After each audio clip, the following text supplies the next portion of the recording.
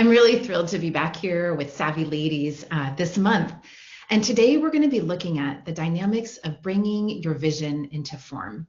In particular, we're going to be looking at the obstacles that arise when we're going after our dreams and the things we can do to navigate those obstacles. As Maggie mentioned, I absolutely love to work with people to help them realize their boldest visions. And a big part of doing that is dealing with the obstacles that arise. Today, we're going to be building on the work that we did last month as part of the Savvy Ladies series, Visioning Your Best Year Yet. So if you haven't already listened to that webinar, participated in it, I would recommend that you go back and do that in the next couple of days. But if you haven't, it still is totally cool for you to participate today. I just think it's good to have a vision for 2021. So our plan for today is to talk about three things: the dynamics of bringing vision into form. Then we're going to look at monkey mind, and then we're going to talk about how do we take action with ease. And the first thing is the dynamics of bringing your vision into form. So we start with visionary reality. So this is the vision that you are potentially holding for 2021 to make this year your best year yet. And in this example of this slide, maybe it's buying or building your dream home. Maybe it's saving up for a vacation that you've been thinking about for many years. Perhaps it's writing a book or starting a business or committing to a meditation practice or just generally leveling up your self-care. Whatever your vision is for 2021, ideally it's inspiring you and energizing you, because you'll need that energy when we go to bring that vision into form. So here we have, on the other side of the coin, is physical reality. And this is where the actual work happens to bring that, in this case, dream house to life. So it's not always easy. We run into external obstacles like the subcontractors being late, our project going over budget. Maybe we experience our partner as not being available to, say, watch the children when we thought we would have like creative time or self-care time. Or maybe we're seeing that it's taking way more energy to launch a new business. So these are all external obstacles that we need to be able to attend to. But in addition to those external obstacles, inner obstacles are so common. And we all have thoughts, beliefs, conclusions that are trying to hold us back, that are trying to keep us in like the safe zone or the comfort zone. And these inner obstacles can hold us back from going after our dreams. We call these thoughts monkey mind. And you can see they're kind of on the border between visionary reality and physical reality. One of my teachers calls this idea trouble at the border. And we call it monkey mind. The Buddhists coined the term monkey mind as they were meditating. They noticed the nature of mind to swing from one thought to another, like a monkey swinging through the trees. And these thoughts can get in the way of us having a meditative experience, but they can also get in the way of us bringing our vision for 2021 into form. Because our monkey mind is going to tell us whatever it needs to so that we'll stop, turn back, and not step outside of our comfort zone of our current reality. So the most important thing to know about monkey mind is that simply, this is what happens when we're up to big things, when we're going after our dreams. I think it's the nature of being human that fear, uncertainty, and doubt arise when we are going after our dreams. So the problem is when we listened to monkey mind and when we believe it is the truth, that's when we stop and we turn back. So we need to be able to work with monkey mind in a way that allows us to disengage so that we can continue on the path to bringing our dream into reality. Of course, not every obstacle we experience as we begin to bring our vision into form is actually monkey mind. There are definitely like legit obstacles that show up in physical reality that we need to manage. But when we get caught up in the grip of monkey mind, it's much harder to navigate those situations. So what I'd like to do now is have us each explore what our monkey mind looks like. So I'll encourage you to grab a pen and paper, and we'll answer a couple of questions. So the first thing I want you to think about is this. What is one thing you've always wanted to do but haven't gotten around to yet? So bring that into your mind. And now jot down quickly the reasons why you haven't done it yet. Just quickly, you don't have to overthink it. And then I want you to think of one more thing that you've been wanting to do, but you haven't done yet. And again, jot down all the reasons why you haven't done that, just quickly. I'll give you a couple more seconds to jot down those notes. Why haven't you done it yet? Maybe there's not enough time or not enough money, or you feel like you don't have the creativity that you need to do the thing that you want to do. Or maybe it's because COVID is present that you're not able to take that dream vacation, or people are, if you're wanting to travel with someone else, but they are afraid to travel because of the current situation. Just write down whatever it is, whatever's coming up in your mind. All right. Now let's all just take a deep breath in and out. Because monkey mind is challenging to look at. So I just want to honor your courage in being willing to look at how your monkey mind appears to you. So I want you to take a look at what you've written and notice any patterns that you might be experiencing as you look at these two things that you've always wanted to do but haven't done yet. What do you notice? So some really common patterns are around scarcity and feeling like we don't have enough time or money or creativity to bring our dream to life. Another common one is comparing ourselves to someone else, and in our mind's eye, we see that we don't measure up. But monkey mind sounds different to each person. So it's important for us to become familiar with what our monkey mind is saying to us. As we become more familiar with it, we can observe it and then disengage. And we can get back to the business of going after our dream. So exactly how do we do that? And that's where taking action with ease comes in. Okay. So the way I see and experience it is that we have these three amazing resources to tap into: the mind, the body, and the heart. And we can refer to these as three centers of intelligence. So let's look at the body first. So monkey mind is typically operating in the past or the future. It's saying things like, well, it didn't work last time I tried it, so it's not going to work this time, or it's worried about what might happen in the future. The amazing thing about the body is our bodies are always in the present moment. As one example of this, if we have like a headache or we're sick, it's really hard for us to think about anything else than that. But we can use the fact that our bodies are always in the present moment in a really positive way by tapping into our body and our breath to disengage from monkey mind. And what I like about the practices that I'm going to be sharing with you are they can be done anywhere, anytime. You can be in the middle of a meeting and do these things, and no one will know that you're trying to disengage from your monkey mind. So let's first connect with the body.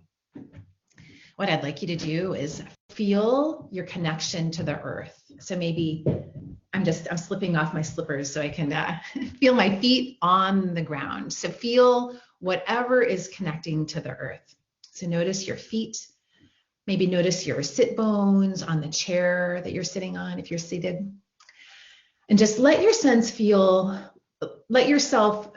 have the experience of feeling rooted and supported by Mama Earth. And then on the next inhale, let your spine be long. So really lengthen the side of your body, the space between your hips and your shoulders. This is the place in our body where we tap into our power and our self-worth. So inhale, lengthen the spine, and then exhale, bring your shoulder blades together on the back. Then bring the sides of your throat back so that your heart is leading. What often happens, especially in this modern age where we're like crunched over our computer or crunched over our phone and our head is leading, and often our head is, filled with like monkey mind thoughts, and we lose the connection to our heart. So when we sit in this way, connected to the earth, spine long, shoulder blades together on the back, sides of the throat back, it allows our heart to lead. And we feel stable, grounded, self-confident, and we're leading not with the ego and all the things that our mind does, but more with our hearts. And we let our ego be in service to our heart, to our dreams, to our vision. So that's one thing we can do with the body. And now let's connect in with the breath. Research shows that taking just 3 deep, slow, intentional breaths in and out through the nose. This activates our parasympathetic nervous system, supporting our body's ability to down-regulate. So let's all try this together. In our pose here, inhale through the nose, deep, slow, and then exhale through the nose. We'll do this 2 more times together. Inhaling through the nose and exhaling through the nose. Maybe closing your eyes this last round. Inhaling through the nose and exhaling through the nose. So just take a moment to sit in and notice how you feel in this moment. Do you feel more calm, more grounded? I hope so. That is my intention, because our connection to our body and our breath is a really powerful and simple way to come back to the present moment, move out of the fight or flight mode that monkey mind has us in, reclaim our calm, and then we can make some conscious choices about how to proceed. So what I just shared with you is a micro practice that you can do anytime, any place. And I recommend practicing this regularly. One thing you might do is, between meetings, especially if you're on like Zoom meetings all day, but it also works for in-person, is just taking 3 deep, slow breaths between meetings. And if you're leading a meeting, you might even be the one to initiate, when everyone gets on the call together, is encouraging everyone to take 3 deep, slow breaths together. It's a beautiful way to transition from whatever you were doing before to the present moment. But if you don't want to do that with other people, you can just do it by yourself, at the end of one meeting or between meetings. Simple, easy. But what I find is when it's best to practice under low stakes circumstances. So if you do it like every day for a week between meetings, it'll become a habit that you can really remember and tap into when the stakes are higher. The other thing you might think about doing is taking up a more dedicated practice of, say, yoga or mindfulness or meditation to cultivate a deeper connection to your body and your breath.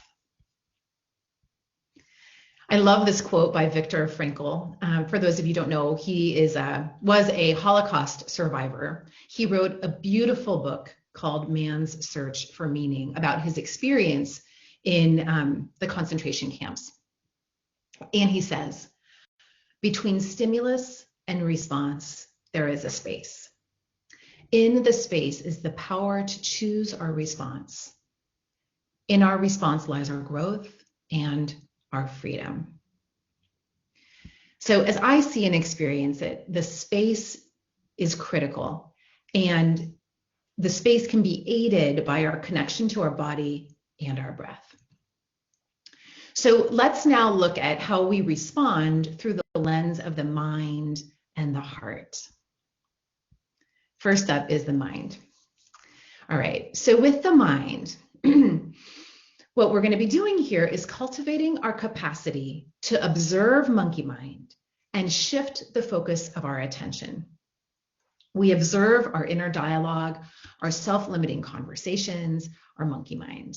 So it's best to approach this with great compassion for ourselves, remembering that monkey mind is a human phenomenon. It's not like there's something wrong with us because we have monkey mind.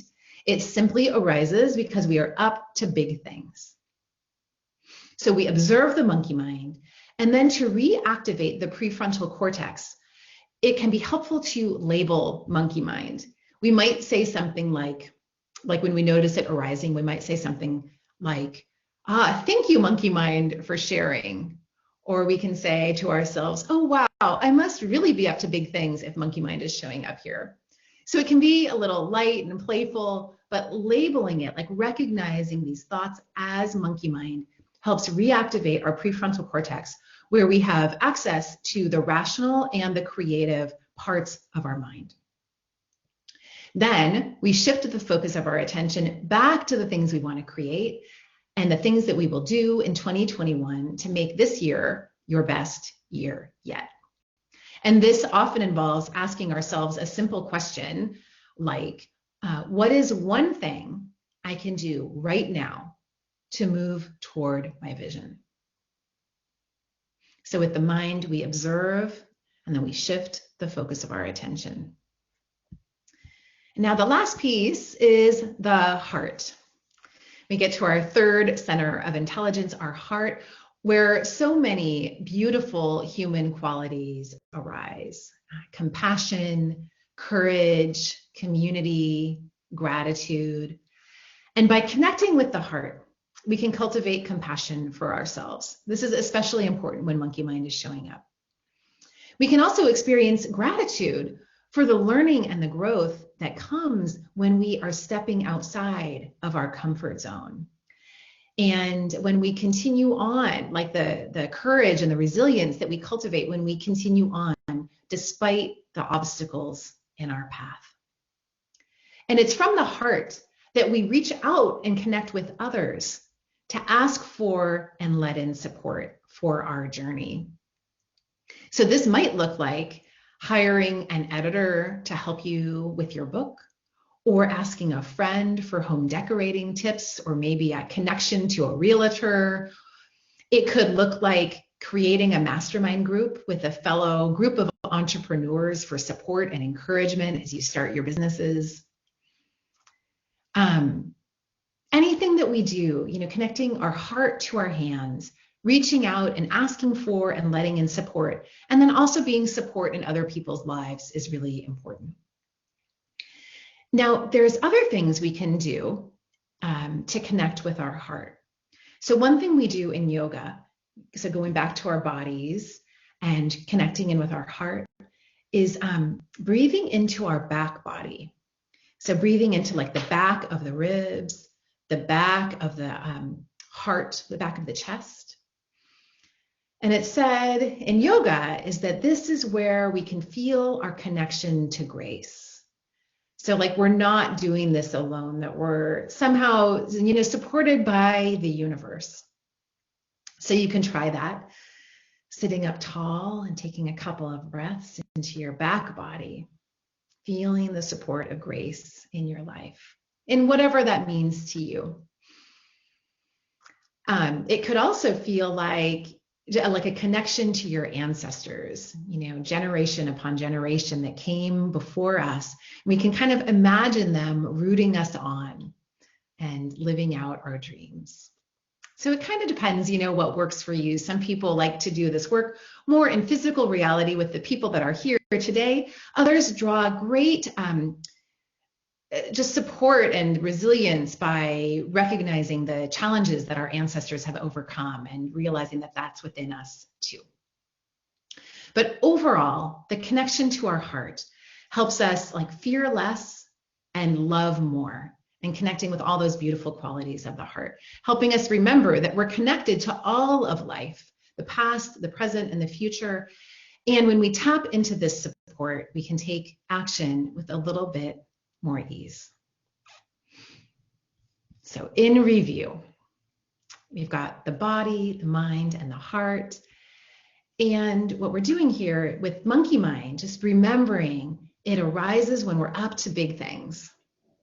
And then our body, we can leverage our body and our breath to come back to the present moment and create that space between stimulus and response.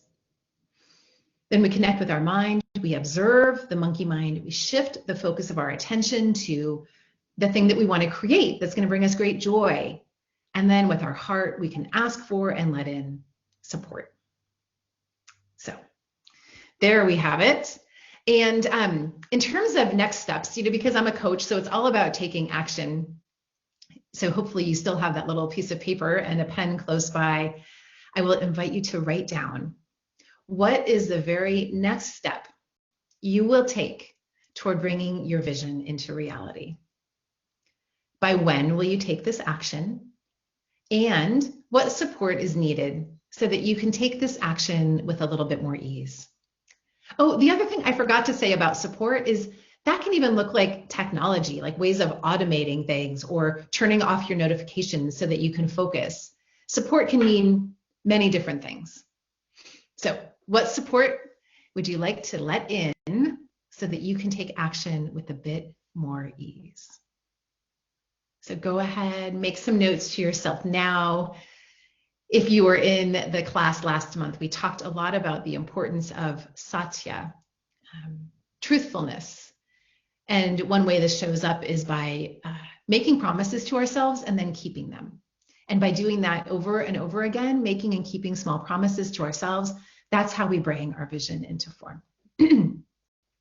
So I wanted to share a couple of offerings. I'll be back with Savvy Ladies next month on March 3rd. We're going to talk about gratitude and how cultivating gratitude can support our experience of abundance. So this is one of my favorite topics, so I hope you will come back and join me for that.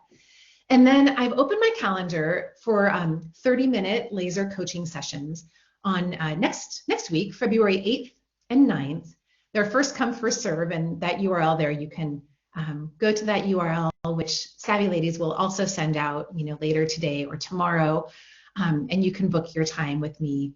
So this would be great if you're like, I need help figuring out my monkey mind, or I need some extra support in like disentangling from it, or maybe like the practices I shared didn't quite work for you, and we can look at some other things. So, or we can look at your vision for 2021. Anyways, it's your time, and you can tap into my experience as a coach, as a yoga teacher, as a meditation teacher. We can talk about any of those things for you. I also have a course on Udemy that's available, and there's a discount that I've created for the Savvy Ladies community. It's about creating a team, vision, mission, and values. So this works if you're leading a small team, or if you're a part of a larger organization and you want your team to have a specific vision and mission and values that connects in with the larger one. So that's available, and you can go to the URL that also they'll be sending out. And I would just love to stay connected. So my website is illumin-consulting.com, and you can also connect with me on LinkedIn. So thank you so much for being here, and I am happy to take any questions if any have come in. Okay, thank you, Nancy. That was great. I will remind everyone, if you have a question, you can use the chat box, or you can email info@savvyladies.org. And the first question that we have for you is saying, I think my monkey mind takes over so many times that I don't even recognize it anymore. What's the first step to begin to recognize when our monkey mind is in control? Yeah. Thank you for that question, because when I learned about monkey mind too, I had the exact same experience. So what I notice is, for me, it's like the sense of ease that maybe I had before has left, and all of a sudden, like, my mind is racing. I'm, worried and fearful. So it's just whenever we notice that our mind is doing that thing, and we feel, however we feel, like anxious, worried, maybe we notice, actually, one of the best things you can do is you notice when your body tenses up, like maybe your shoulders go up or we hunch over. So it kind of depends on each person. If you can begin to pay attention to the pattern in the mind and the pattern in your body, either one of those, or any sense of dis-ease that you're experiencing, just become familiar with it. And I would encourage you to like journal, write it down, what it looks like, so that you can become more familiar with how it shows up for you. And then of course, we breathe, observe, and shift, but just notice. And the fact that you're even seeing it now, like, oh my gosh, it's operating all the time, that is huge. I think the other thing is just remember to be compassionate with yourself, because as we see these things, it's like, it can be overwhelming. And just, you can bring your hands to your heart and like, oh, right, there's monkey mind again. Take a few deep breaths. And soon it'll be easier and easier to recognize it and get back to the task at hand. Okay, thank you, Nancy. This next question starts by saying, thank you for the presentation. For clarification, what was the third step to bringing our vision into reality? Right after when we're taking the action step? Let's see. So the things we talked about today, there's kind of like multiples of threes. As we just talked about the dynamics of bringing vision into form and how monkey mind shows up. So that's one piece. And then working with the recognizing monkey mind, and then taking action with ease is about connecting with the body, the mind, and the heart, and then bringing all of that together in our action. So maybe it's not exactly three. It seemed like three when I talked about it. Does that answer the question? Okay, I believe so. I will let you know if we get a follow-up on that one. So we'll move on to the next question, which is asking, how do I shift my mindset/focus from scarcity to abundance? Well, we're going to talk about that more next month, but gratitude is one of the most powerful things we can do to create an experience of abundance in our lives. So you might just start now by, as you sit down to eat, expressing your gratitude for the food, gratitude for the earth that allows you to be eating, for all of the people who grew the food and brought it to you, and then gratitude to whoever prepared the food. Maybe it's yourself or someone in your family. I think that's a beautiful, simple way of beginning to experience more abundance, because it's really easy for us to fall into that scarcity mindset. Another thing we can do is with our words is when we're, if we're about to say something like, I don't have enough money to do that, or I don't have enough time. I think it's a simple change in words by saying, I'm choosing not to spend my money in that way, or I'm choosing to spend my time on something else. I think that helps bring back our power when we recognize that there's a choice and we're choosing to do a different thing. So those are the two things I would recommend starting out. Little mini gratitude practice and then watching our words. Mm-hmm. Okay, thank you. Follow up from the previous question.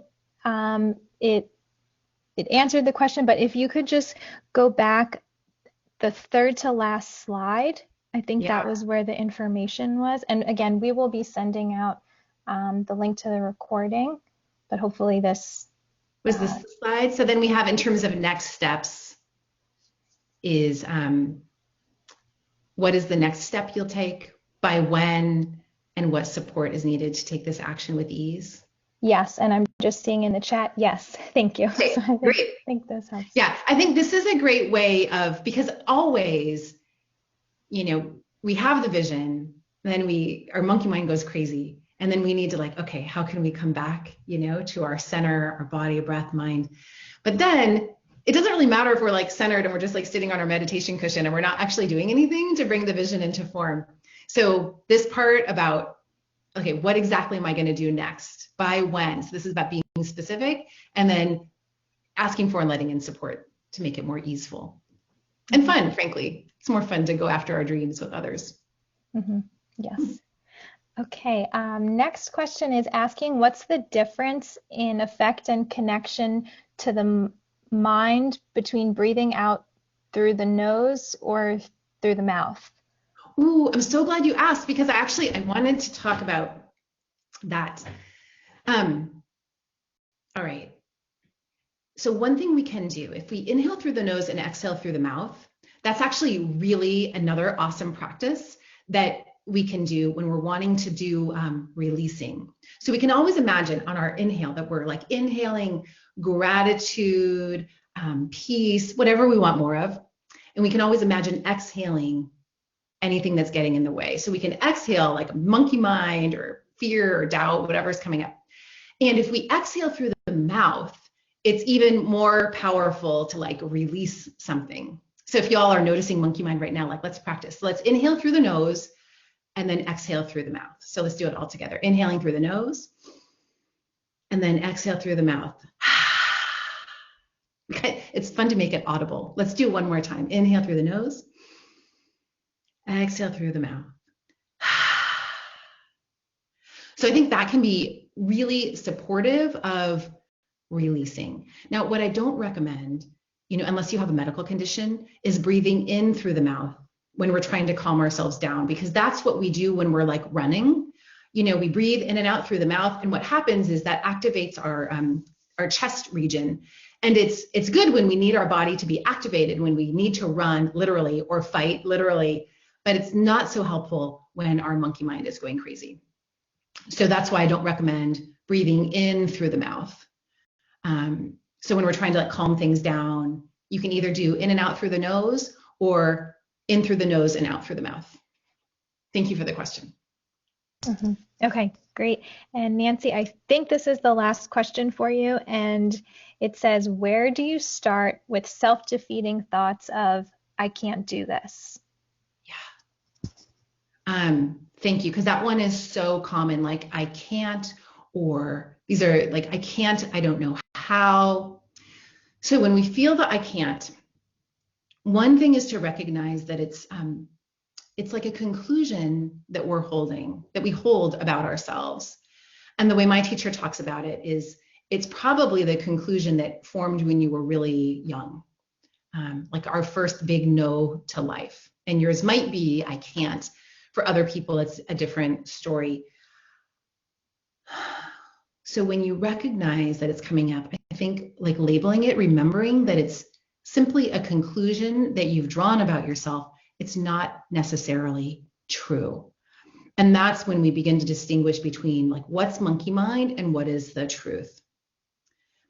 So I think the compassion is super important. So bringing your hands back to your heart, a super simple like self-compassion practice, breathing in and out of your heart and like, oh, right, this is monkey mind coming up. Like I'm up to big things, and giving yourself a little extra love, and then doing, what we talked about here.